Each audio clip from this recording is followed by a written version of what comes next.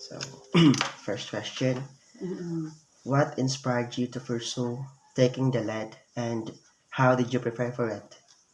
For me, ever since when I was young, I dreamed to become a professional teacher, a professional licensed teacher. So that's why my first step in preparing case is that I choose to study Bachelor of Science in Education as preparation for my future career. So that's my first step.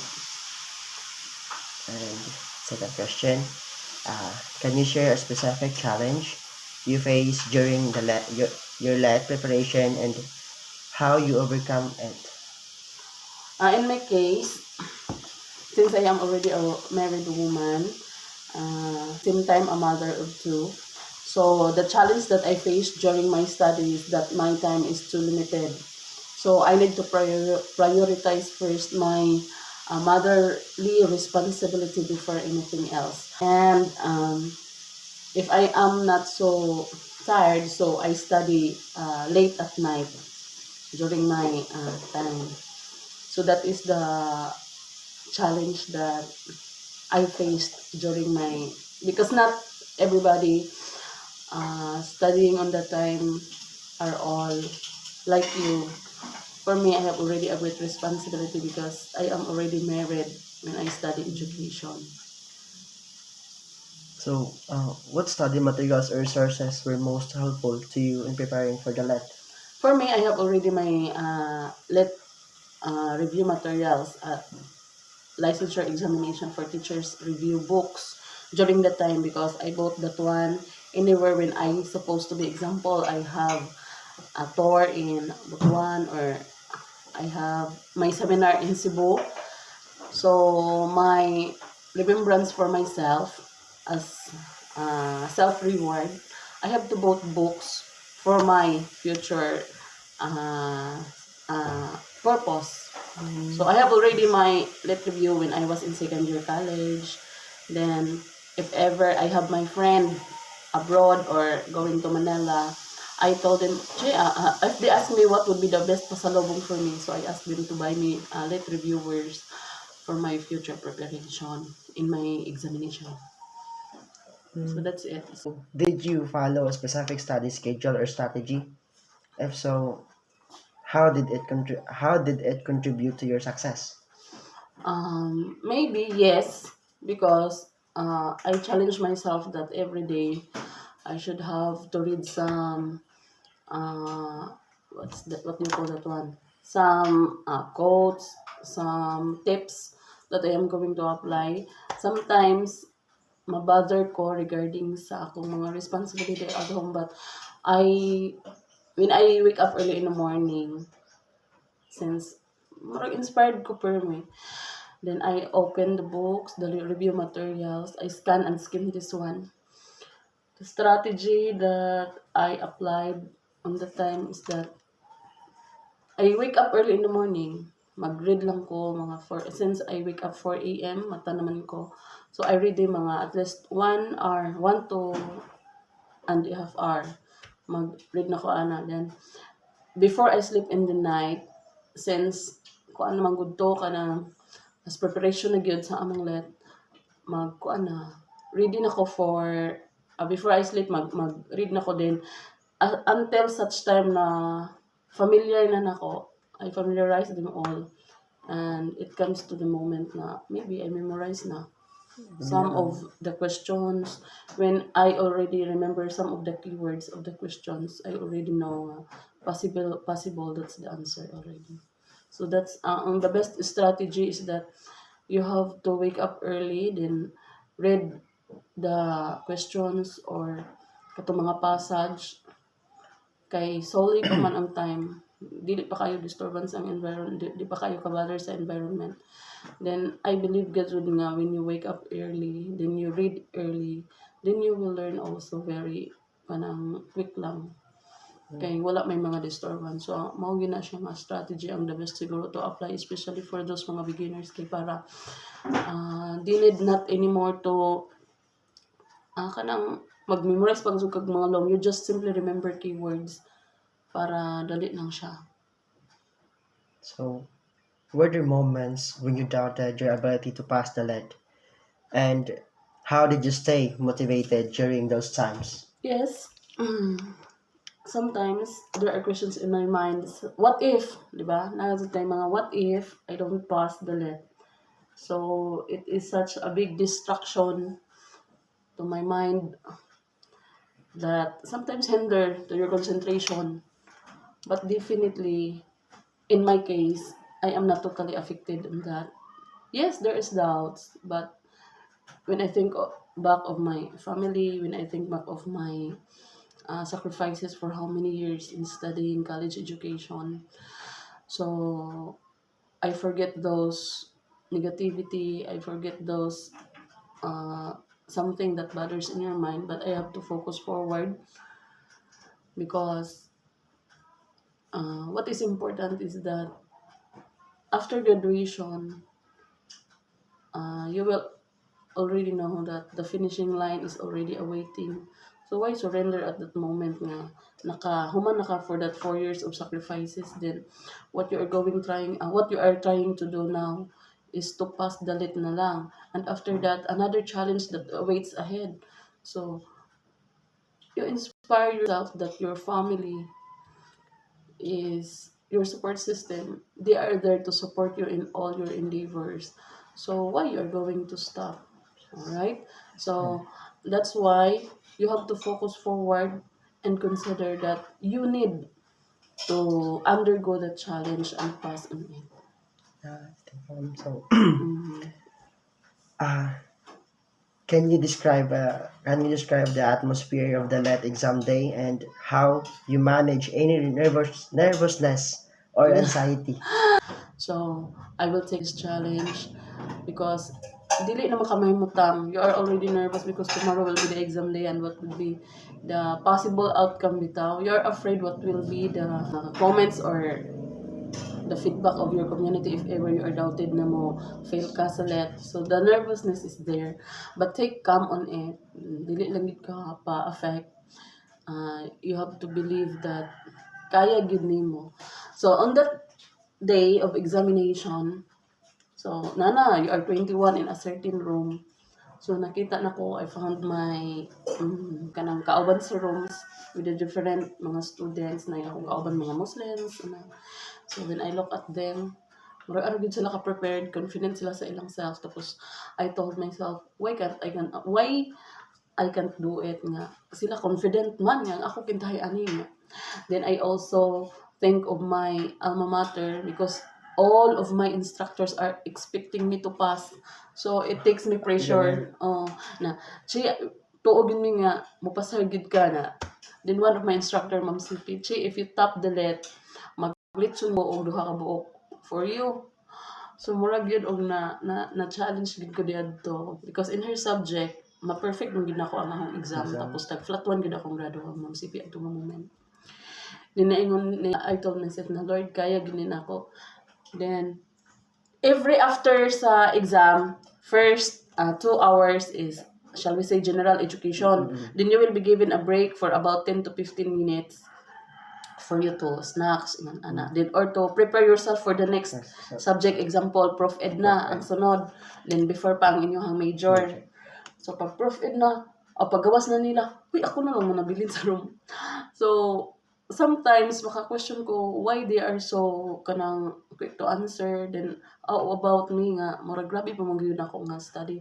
It's because some of them naka-review sila og mga review center in which mas advanced siguro sa ato because ang amo alam nga ato time is only in-house review raman ang among na-undergo.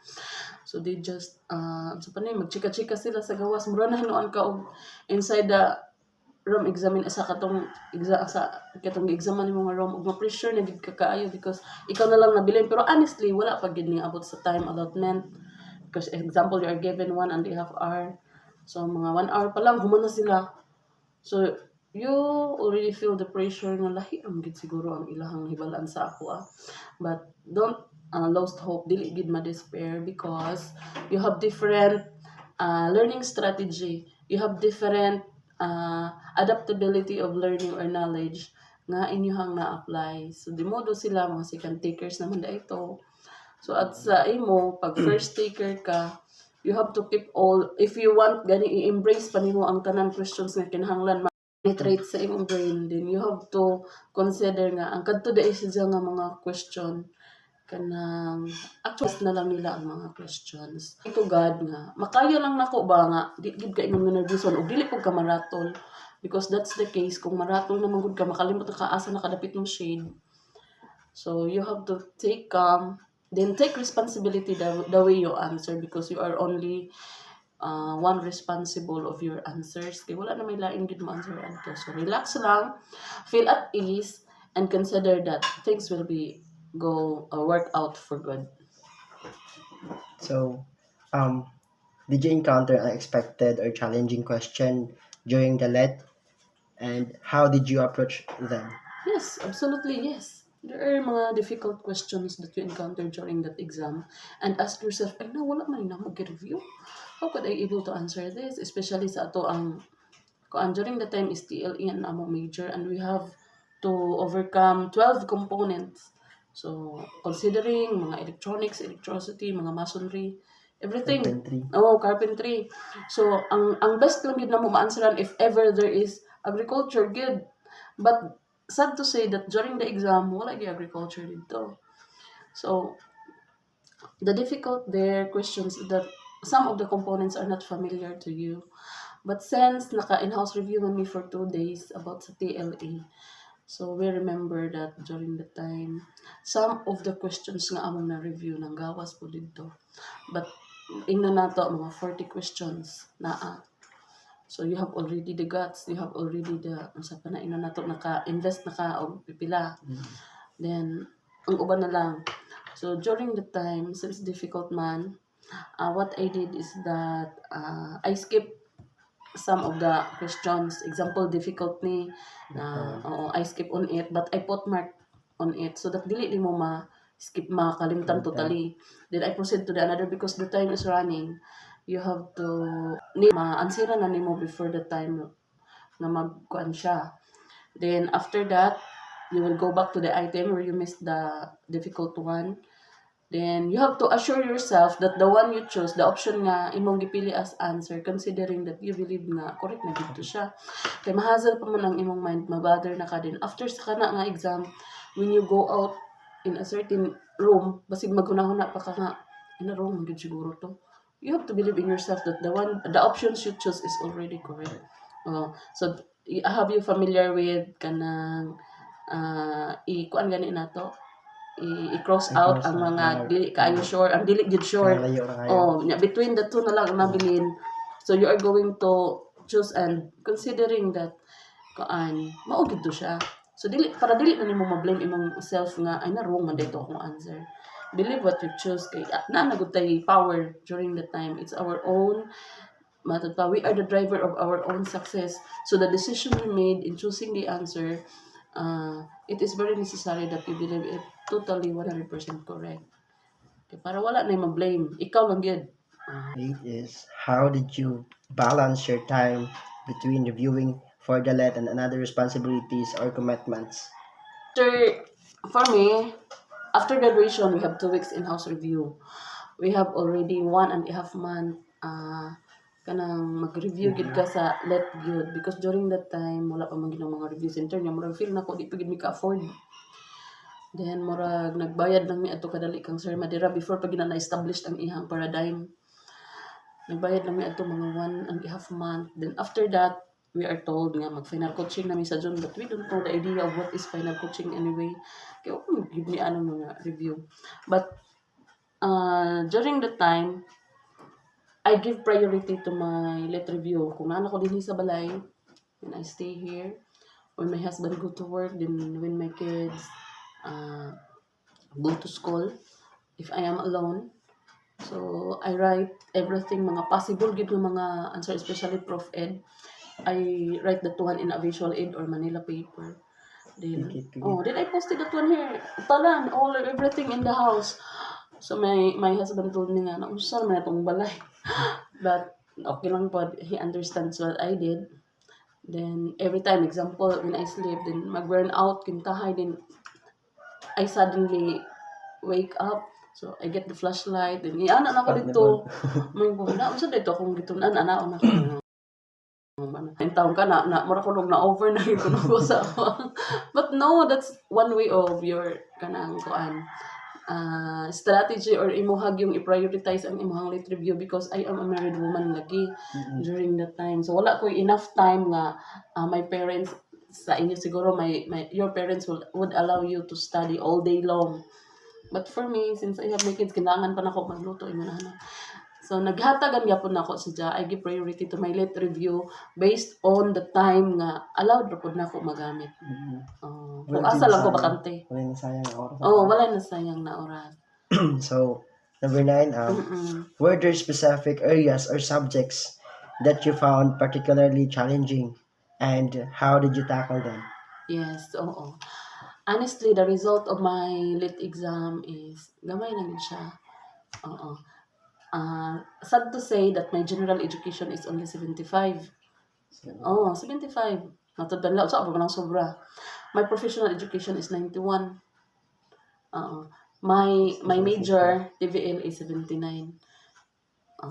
So nakaabot gyapon ko mga 84.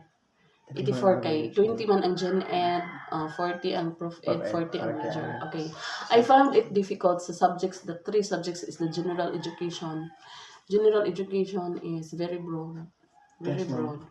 When we say professional education, naka-focus lang siya sa ato the way naanata sa field, mga situational. So, naka-91 ko dito. Then, sa major na ako, gets ko Grace, naka-79 ko adto. Ang kanang yung 40% sa result kay 40-40-20 man. Then gen ed, honestly, dito gid ko naglisod. It's because since sa over familiar ra kang bitaw nato, gen ed na. But anyway, during your elementary years up to college years, we already tackled that one. We already encountered those lessons. Example, percent of you have something like that. But there are some questions nga if you think over familiarize na siya you already forget the proper the correct answer na lang gyud hinuon. Example, history. Dito ko naglisod. Kailangan siya sa gen ed. Then wide scope man gud ang general education mo gid nga time naglisod ko. That's why during my exam, an hour, 1.5 hour is general education or 2. Basta almost 2 hours na, I still have 40 questions. I still have 40 questions remaining. That needs for me to comply ba, i-apason. Then some of my katong ka-roommates na kung they're already chika-chika outside. So mo to na pressure gid ko sa general education because grabe murag gilisuran gid ko adto nga time. So what I believe is to trust your instinct na lang. Na kung unsa gid tong imong gipili mao na gid to. Tapos about sa kadtong knowledge nga imong na-learn sa elementary ka o sa college ka kung unsa man ganito imong nadumduman, mao na gid to siya. Because it is somewhat like ra pod siya, a sort of review during your younger years. Usually. So ma-remember kina to ang gen ed na agad sa elementary o high school. Did you participate in any study groups or seek support from peers? And how does collaboration benefit your preparation? Yes.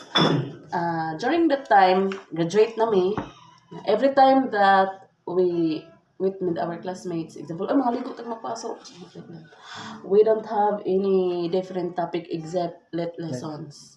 So, na ang trabaho, wala gud mag-brainstorming, mag-share me, mag-group discussions because these classmates wala sila ka-understand about pillars of education. Wala sila unsa gud ka ng mga learning to do, learning to learn, mga philosophy of education. Mao rin ang among topic i-discuss. So we don't have to tackle any mga chika-chika nga mga gawas pa sa mga let. So it's very helpful because that collaborative ideas truly help you regenerate. Mapun-an pud dito mga another sakto tuod no. Makaingon man ka. Matama ang mga mali. So during brainstorming, mo-answer man ka. Pag-answer nimo dili man good kay kani. So na-correct ka. Although wala na ka nag self-study, the self-study man good, ikaw lang isa. Why maka-correct nimo kay kung mao mo gituohan, mao gito. Whereas ang mga group study na mo, especially my classmates which are very talkative, Talkative. yeah, good in communication skills. Malayan gid ka. So number 11, Mm. reflecting on the overall let experience, what advice would you give to someone about to take the exam? Okay. So simply be positive. Mm-mm. Considering na you have to focus your goal during the exam, then be confident that things will work out not just for yourself but also for your future. And don't forget to pray, of course. No, you have to pray and ask God for wisdom that you deserve. Because be inspired. Maingon ka, Lord, I am here. I know that you have a purpose for me. Maingon gid ka sa ako. Then you have also to be ano, inspired with your family because they also sacrifices for you. Mm. So consider na to that they are aware, matod pa, strong gazon na to silang inspiration. And baka build up siya og determination for you to go on. And we should have to remember that no one will do it for you. Di ba? Just Ikaw gid ang muning kamot mismo. ano. Betul, isa man to nga author nag-ingon that you are the captain of your soul. So somewhat like the sayings that you are also the driver of your success. Oo. Oo. So number 12 to naghanap come up sa point. Oo. So number 12, how did you maintain a healthy work-life balance while preparing for the let? Okay. To have a healthy work balance, of course, you are not just preparing the lit exam mentally. Sige, bitagtuon, sige tagtuon. But you have also to consider that you are going to develop yourself physically and even spiritually. Usa man ang atong mental, it will not work out if you are weak. So you have to eat, of course, mga nutritious foods. So before the let, after the examination, di na ka magsigiog ka ng kaon og mga unsa pa na. You have to prepare it by eating mga nutritious foods. Kaya kusog mo siya makapenetrate sa atong brain, labi na gulay. Chocolates. Fruits. Oh, they believe that chocolates because sugar is hyper mo atong brain mo work out siya. Pero not necessarily nga everyday gid ka na nagkakaon. Siguro pwede ka makakaon ng mga twice a week. Pat naa siya yung mga limited nga grams nga imong i-intake basig tag isa pud ka bar gyud hurot mga portion of it. Like even gani sa fruits, dili gid nimo totally gid ipansak. But the important is you eat that fruits or veggies or kuan mag-exercise pud ta kay during the time that we study our mga review materials manakit atong likod our back is aching, we need stretching kay basig na nga basig pagtindog na to grabe na tong tumuon agay nabikil na so, you have to perform stretching outside walking din magugog ka to develop physically but because when you are active then your brain will also cooperate kay kuan man active man ang imong body so syempre ang imong brain mura pud siya og active samot sa imong it's different nga nag-active ang imong brain din weak ang imong body murag hinay ang penetration absorption sa learning so I learned that one from our campus director before Sir Posisano. Oo, kay isa gid siya nga nagkuan sa mo then of course considering your life to become balanced you have to grow also spiritually. So before doing anything else, before taking the review, mag-pray gid ka. So mao ginang tulong mag-uban to have a healthy work balance spiritually, then physically and mentally. Because you need to the socially there the social aspects you have to consider there is katong na nga mag-group study mo, katong mga peer ninyo, mga friends ninyo nga nag-gathering mo in order for to tackle that mga certain lessons sa let. After that, you need to keep yourself alone during study time. Not totally nga ang socialization nato is constant.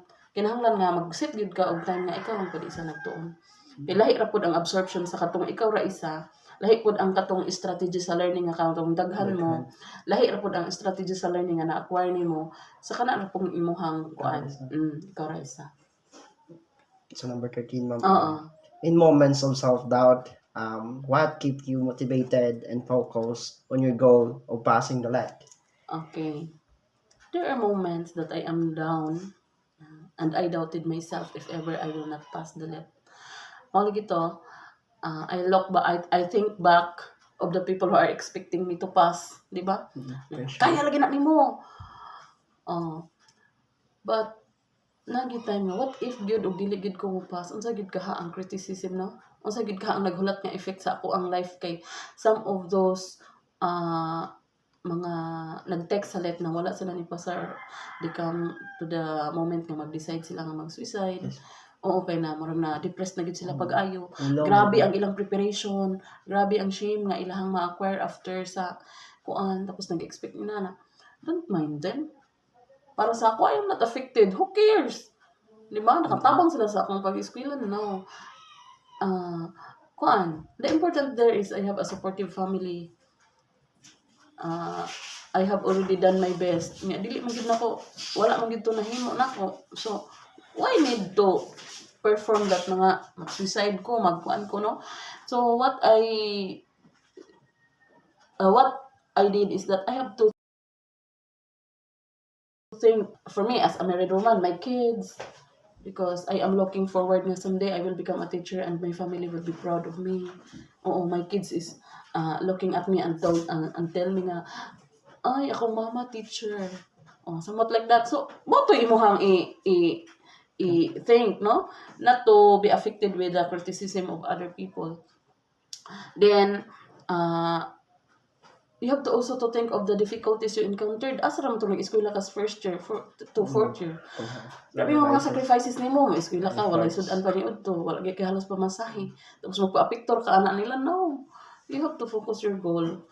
I think na ko nga ingon ana ang mga sacrifices nga akong naagian. Then considering sad nga I have to fight that for my success. Ako nang ipaglaban alang sa akong kaugalingong kalampusan.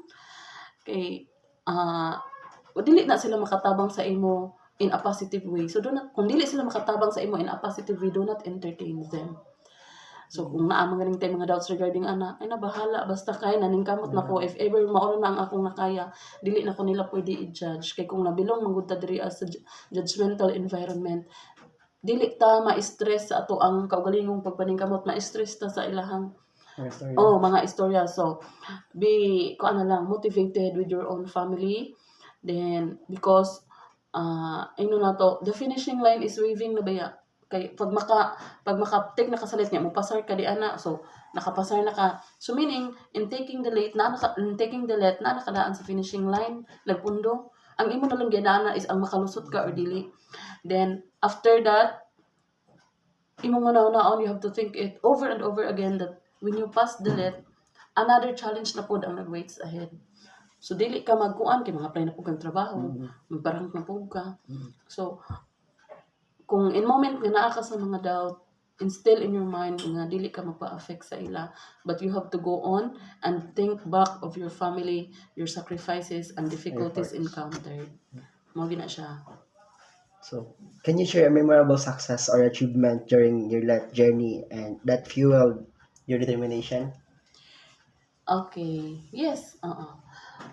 Since grabe naman mo ka-early nag-take og let kay when graduation na mo March, nag-take mi og let August, the result is November. Dali rami. Samo nga time, so di pareha karon nga graduate og March, sunod pag mo March mo take.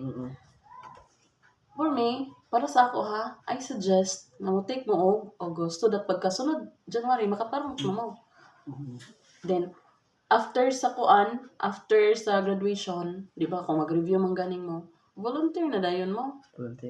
Volunteer na mo sa private, kaya na may compensation. Kung public, wa man. Then kung nag-volunteer pa maganing mo, kung napagid mo ikakaya, if you can still afford to do, pa-enroll na mo masters. Because this time, kung magparang na ang teachers, need naman siya og masters. So, auto siya, no? November 27 is the result. So, August 17, nag-take ko. September, October, November 27. 3 months. 3 months. So, since dili pa man gid ka ito familiar ang mga internet 2014, although 2011 na ana or 2010 na ana ang Facebook. So, I was there in the kuan ba? Kanang farm na mo bukid. So, wala gyud signal dito, wala tanan. So, November 27 nang gawas na ang mga result. So, ang ako is chill lang gid ko. Puko na hibalo nga November 27 gawas kay kana lagi dili ta kayo updated sa technology. So, dito ko sa kuan bakit tinawag ko nga na sig panawag sa cellphone. Sus. At nga time, ang akong isa ka instructor nagka-conflict ni ba regarding ra pud sa amo tanamo sa graduation. Wala gid meto niya nagtingog. Tingog. Oo, pero wala gid ko nagdumot kay mahadlok ko ba nga di ko kapasar sa lit ba nga magdumot ko sa iyang But that moment, nag-approach na ko sa iya nga. Sorry ma'am, na kay kuan man lagi, teacher man lagi sila, maghuwat ra man tagtinggan or instructor mo to nga. Siya mismo nagtawag sa ako. Hala, si mama ni. Ano siya sa ako alin. Wa man gid ako natubag kay ang cellphone ibutang ra mo dito sa signal niya. Dito man ko tabang man ko nila mother o kuan kanang ko. Mo to na pag na receive na nako daghan ay nag-text congrats che, congrats mo ko. Hala, unsa di ay congrats anak ba pero wala man lagi may update dito so ko nga ma mulugsog siguro ko sa kanang diri sa kawilan kay murag lami gyud ako feeling nga daghay nag-congrats nako unsa gid ka ni so wala gid ko kagwanta akong gitawagan palod ko wa pa gid to naanli Nahulog tayo. hello ma'am kanang unsa di ay ma nga congrats chi nakapasar ka sa let somewhat like that mao sumato mao naputol na mama na ni ano kaya mulugsay na gud ko so adto nga time sa pa na siya the joy in your heart you feel nga nakain ka yes take one ra gyud ko Lord so ingon ana ba so same year ni graduate kag March 2014 nang take ko ulit August 17 2014 na result is November 27 2014 so lahat gud ang joy sa imong kasing-kasing kay ano makailak gid ka kay nga naman ang you have to think lagi sa mga sacrifices nga imong naagian especially pag sa ako nga minyo na ko nag-eskwela you have to consider your husband your family time your kids, o mga trabahoon sa balay, pagluto, paguli mo na sila. Pero, na-overcome na ko to nga time. So, Number 15, looking back, what would you do differently in your let preparation, and what advice do you have for those beginning their own journey? Okay, so for me, my personal preparation is not urgent. During in taking the let but gradual. So as I told you, starting my second year college, nagsugod na gid ko pag-review. So gradual siya kay ingon ako mga classmates. Sige na makabasa-basa ang litil layo pag ganito. Ato is kanang over familiarization with the questions. Kay maadug maoray questions. So you need to study more than 2,000 questions. 2,000 questions ang imong istudihan tapos you're still doubted kung manggawas ng 2,000 questions sa imong lit exam. So, motto, I bought books. So, if ever na ay mga newspapers nga ako makita, I read particularly kanang mga column sections. Then, I also jot down in my notebook kanang mga current events. Di ba, nahitabo, example, katong massacre sa Marawi, pila ka mga sundalo ang nakuan. O, ingon ana. So, kanusa ang katong, example karon kanusa ang 6.9 nga linog ning kuan. Asa ang epicenter sa karon nga linog, kaya ko biya nga issue. Current events man eh. Mabutang ni siya sa general education. Current events man eh. So, i-jot down naman na sa notebook. I have my notebook before in which ang naagi dito puro lagi mga current events. Kaya importante ng current events, mulugwag na sila tag 10 to 12 questions. In a certain, diba natin mga percentage? Tudloan mo? Nga, sa percentage, oo nga. TOS man siya, ma'am? Sa TOS para sa let. Oo. Nga maunay manglugwa, pila ka percent. So, 10 to 12 questions na kanang mga current events. Then ang sa thesis gani na ang sa mga research gani 5% lang man. So dili na kaayo to siya importante diri gid mo current events mga ina na mga important siya nga questions. So I need to somewhat like kanang to collect ba guntingon nimo tong mga newspaper pangpikit na ko sa notebook kay kun di naman to nimo madumduman o kaha o ako gunting ha usod na siyang disiun ipaabot sa baya akong plastaron pilit na ko siya sa notebook. So I jot them down in my notebook. Then another thing is when I study, I study heartedly and remember those mga important keywords good because in a certain question di mo gina-memorize ang question. Keywords na lang og unsay naa dito ang akong kani mo gawas ug naa ni siya sa question mo posible mao gid ang answer.